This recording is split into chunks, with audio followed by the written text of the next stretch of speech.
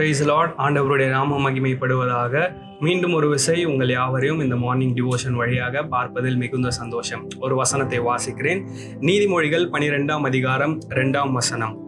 நல்லவன் கர்த்தரிடத்தில் தயை பெறுவான், துர்ச்சிந்தனைகள் உள்ள மனுஷனை அவர் ஆக்கினைக்குட்படுத்துவார். ஸோ இந்த வசனத்தை 2 பாகமாக பிரிக்க முடியும். முதலாவது பாகம், நல்லவன் கர்த்தரிடத்தில் தயை பெறுவான். ஸோ யார் கர்த்தரிடத்தில், தேவனிடத்தில் காட்ஸ் ஃபேவரை, அந்த தயையை பெற்றுக்கொள்ள முடியும் என்பதற்கு ஒரு பதில் தான் இந்த வசனத்துல இருக்கு. முதல் பாட்டுல, நல்லவனாக இருக்கிறவர்கள் கர்த்தரிடத்தில் தயை பெறுவார்கள். அப்போ good people obtain favour from God. தேவனிடத்தில் தயை பெறுவதற்கு எப்படிப்பட்ட நபராக இருக்கணும் அப்படின்னா, ரொம்ப சிம்பிள். நல்லவனா இருந்துட்டா போதும், காட்ஸ் ஃபேவர் என்ன பண்ண முடியும் அப்படின்னா அப்டைன் பண்ண முடியும். 2வது பாகத்தில் என்ன இருக்கு அப்படின்னா, துர்ச்சிந்தனைகள் உள்ள மனுஷனை அவர் ஆக்கினைக்குட்படுத்துவார். அப்போ நல்லவனா இருக்கிறதும் துர்ச்சிந்தனைகள் உள்ள மனுஷனாக இருக்கிறதும் எதை பேஸ் பண்ணி இருக்கு அப்படின்னா, நம்மளுடைய சிந்தனைகள், தாட்ஸை பேஸ் பண்ணி இருக்கு. அப்போ நம்மளுடைய தாட்ஸ் ரொம்ப ரொம்ப முக்கியமான ஒரு விஷயம், இம்பார்ட்டண்ட்டான ஒரு விஷயம். நம்மளுடைய தாட்ஸ்ல என்ன நாம சிந்திக்கிறோம், எப்படிப்பட்ட சிந்தனைகள் நம்முடைய எண்ணத்துல வருது, சிந்தையில வருகுது அப்படிங்கிறத ஒவ்வொரு நாளும் நம்ம அனலைஸ் பண்ணி பார்க்கணும். Good thoughts leads to good deeds. நல்ல சிந்தனைகள், நல்ல யோசனைகள், இது எதற்கு நேராக நம்ம நடத்தும் அப்படின்னா குட் டீட்ஸ், நல்ல செயல்களுக்கு நேராக நடத்தும். இந்த நல்ல செயல்கள், குட் டீட்ஸ் எதுக்கு நேராக நம்மளை நடத்தும் அப்படின்னா, it leads to God's favour. அப்போ முதலாவது நல்ல சிந்தை, அது நம்ம எதுக்கு நேராக நடத்தும் அப்படின்னா நல்ல செயலுக்கு.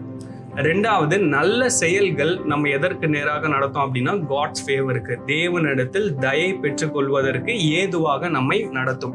அப்போ மற்றவர்களுக்கு நீங்களும் நானும் ஒரு நாளும் நன்மை செய்ய மறந்து போகவே கூடாது.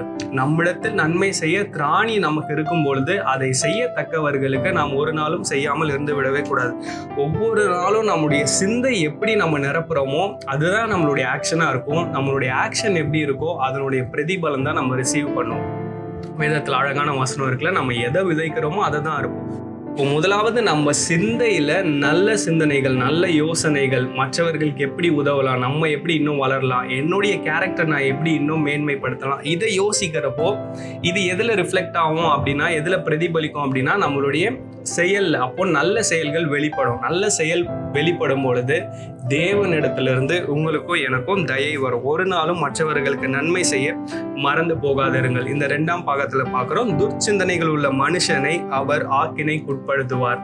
அப்போ தயை பெற்றுக்கொள்வது ஒரு பக்கம், இந்த மாதிரி துர்ச்சிந்தை, பொல்லாத சிந்தை, அப்புறம் கெட்ட எண்ணங்கள், தீய எண்ணங்கள், மற்றவர்களை தள்ளிவிடுவது எப்படி, இந்த மாதிரி சிந்தனைகள், இதனால நம்மளுடைய தாட்ஸ் ஃபில் பண்றப்போ நம்மளுடைய ஆக்ஷன் எப்படி இருக்கும் அப்படின்னா அதுவும் கேடான ஒரு செயலாக தான் இருக்கும். அது எதற்கு நேராக நம்மளை நடத்தும், அதனுடைய முடிவு என்ன, ரிசல்ட் என்ன அப்படின்னா காட்ஸ் கண்டம்னேஷன், தேவன் நம்மை ஆக்கினைக்குட்படுத்துவார். அப்போ ஒவ்வொரு நாளும் நம்ம என்ன பண்ணோம் அப்படின்னா, தேவனுடைய ஆக்கினைக்குள்ளாக நாம் தீர்க்கப்படாதபடிக்கு நம்முடைய சிந்தனைகளை முதலாவது நல்ல யோசனைகளால், எண்ணங்களால் நிரப்பிக்கொள்வோம். நம்முடைய செயல்கள் நல்லவைகளாக மாறும். நம்முடைய செயல்கள் நல்லவைகளாக மாறும் பொழுது தேவனுடைய தயையை அவர் பரத்திலிருந்து நமக்கு தருவார். Let's be good and do good. God bless you.